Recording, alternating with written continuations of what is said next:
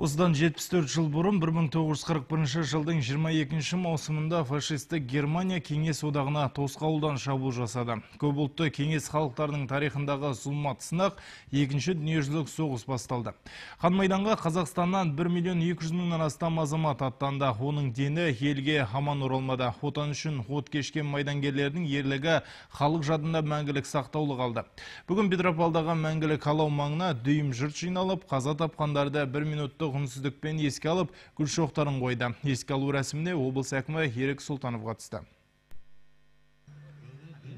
1941 жылдың 22 маусымы ел тарихындағы қайғылы күндердің бірі. Тосынан басталған соғыс, сол кездегі бозбалалар бүгінде самайын ақ шалған, кеуделері медальға толы қарт майдангерлердің әлі есінде. Анатолий Гершунов әскер қатарына 1941 жылы шақыртылып, 1 жылдық дайындықтан өтіп, 1942 жылы қан майданға жіберіледі. Батыс Беларусь фронтында ерлік көрсетіп, 1945 жылы елге батыр болып оралады. Беларуси служил под городом Гродно. Мен соғысқа аттанғанда жас едім. 1940 жылы әскерде болдым. 1941 жылы арнайы әскери дайындықтан өтіп, 1942 жылы қан майданға мені жіберді. Қиын болды. Біз ерлік көрсетіп, немістердің шабуылдарын қайтаруға тырыстық. Жеңіс күнін мен госпитальда қарсы алдым.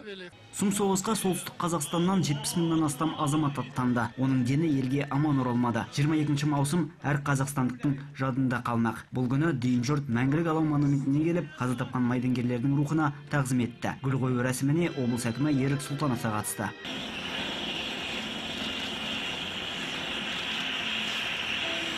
Кейін 1 минуттық үнсіздік жарияланды. Айта кеткен жөн, бүгінде өңірімізде екінші дүниежүзілік соғысқа қатысқан 259 азаматтың көзі тірі. Олардың 140-тан астамы Петропавлда тұрады. Аманжол Нұртазин, Ерлан Қалиев, ақпарат.